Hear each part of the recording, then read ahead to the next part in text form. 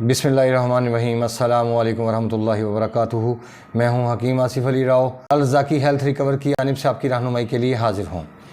आज का जो मौजू तरतीब दिया है वो है भूख। ये बड़ा इंटरेस्टिंग मौजू है, लेकिन अफसोस के साथ कहना पड़ता है कि भूख के बारे में पूरे पाकिस्तान में हुक्मा हज़रात भी बहुत कम इस चीज़ के बारे में जानते हैं। लेकिन भूख की जो असल डेफिनेशन है वो ये है कि इतनी शिद्दत हो भूख की कि इंसान को बर्दाश्त से बाहर हो जाए, इंसान की कान की लवें तक गर्म हो जाएं। मतलब कि ये जो कान की लवें होती हैं, ये चीज़ लो, ये गर्म होनी चाहिए, इसके अंदर हरारत फील होनी चाहिए। ऐसी भूख की शिद्दत इंसान के ऊपर होनी चाहिए। याद रखें कि भूख को समझना एक आम बंदे के बस की बात नहीं। बहुत सारे लोग कहते हैं कि हमें बहुत भूख लगी हुई है, हमें बहुत भूख लगती है, लेकिन हकीकत में उनके पास भूख नहीं होती, वो सिर्फ सोजिश होती है। उस सोजिश की वजह से जो बेचैनी पैदा होती है, और वो बेचैनी बार बार भूख की सूरत में इंसान के सामने आती है, लेकिन वो बीमारी का पेश खैमा होता है। अगर यहाँ पे इन चीज़ों को ना समझा जाए तो आने वाले वक्त में बड़े मसाइल का सामना करना पड़ता है। आप भूख की मिसाल ऐसे भी ले सकते हैं, गरीब आदमी जो बेचारा सुबह से लेकर शाम तक काम करता है, जैसे कोई बिल्डिंग बनाने का काम है या जैसे कोई लकड़ी काटने का काम है, जो हार्ड वर्क है, इस किस्म का अगर काम करता है तो आपने कभी देखा होगा कि वो सुबह नाश्ता करके घर से निकलते हैं और वो दोपहर का खाना उनके दस्तरखान में बंधा होता है, और वो दोपहर के टाइम चटनी, रोटी, अचार कुछ भी उनके सामने हो, वो रुग़बत के साथ उन चीज़ों को इस्तेमाल कर रहे होते हैं। और फिर उनके साथ ऐसे मसाइल का सामना नहीं होता कि उनको कॉन्स्टिपेशन के मसाइल का सामना हो या उनको गैस्ट्रिक के मसाइल का सामना हो। ऐसी चीज़ों के मसाइल का, ऐसी कंडीशन के मसाइल का सामना सिर्फ उन लोगों को करना पड़ता है कि जो लोग आराम तलब होते हैं, खुराक का ज़्यादा इस्तेमाल करते हैं और बैठे बैठे खाते रहते हैं, और वो समझते हैं कि शायद उनके लिए, उनकी सेहत के लिए ये बहुत अच्छा अमल है। लेकिन हकीकत में ये सेहत के लिए अच्छा अमल नहीं है, क्योंकि अगर आपकी एक्टिविटी नहीं है तो आपको खाने पीने में इंतहाई एहतियात बरतना चाहिए। अब भूख को और सेक्स को, इन दोनों चीज़ों को ना आपस में आप अटैच करेंगे तो आपको चीज़ें हकीकत खुल के सामने आपके सामने आ जाएंगी। जैसे मिसाल के तौर पे जो इंसान की बैरूनी भूख होती है खाने पीने की, और इंसान की सेक्शुअल भूख होती है, इन दोनों का आपस में बड़ा गहरा ताल्लुक़ है।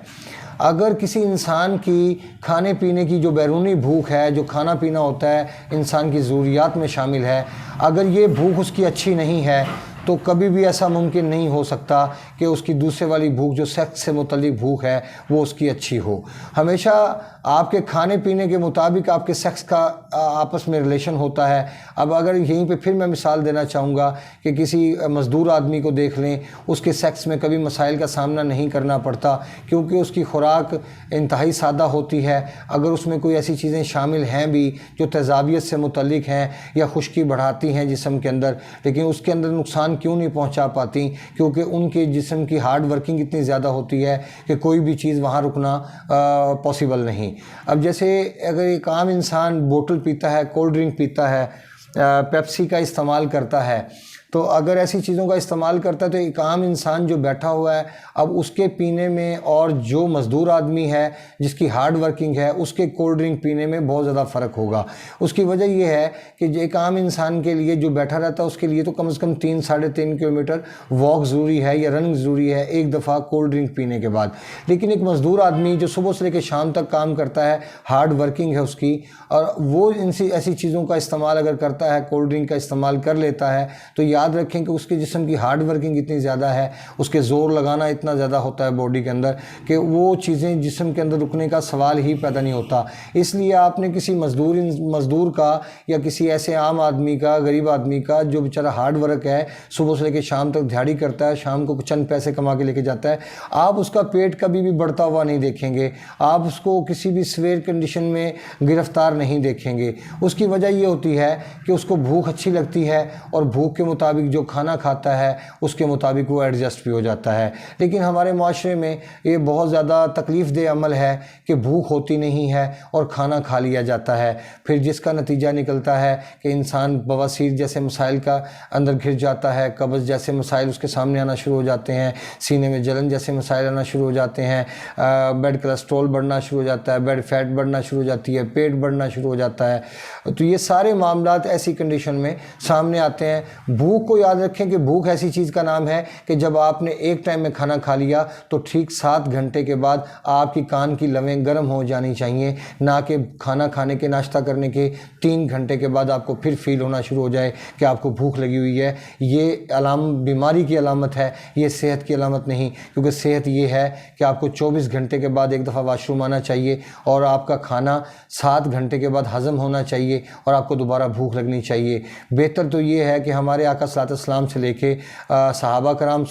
سے لے کے تابعین سے لے کے تبع تابعین سے لے کے غوث کتب ابدال اور اولیاء اللہ اور مومنات، ان سب لوگوں کو بیچ میں شامل کر لیں۔ ان سب لوگوں کی اگر خوراک دیکھتے ہیں تو صبح سے لے کے شام تک جو ان کی خوراک تھی یہ صرف 2 ٹائم کھانا کھاتے تھے۔ صبح اشراق کے بعد کھانا کھاتے تھے، ناشتہ کرتے تھے، اور اشراق کے نفل پڑھنے کے بعد اور شام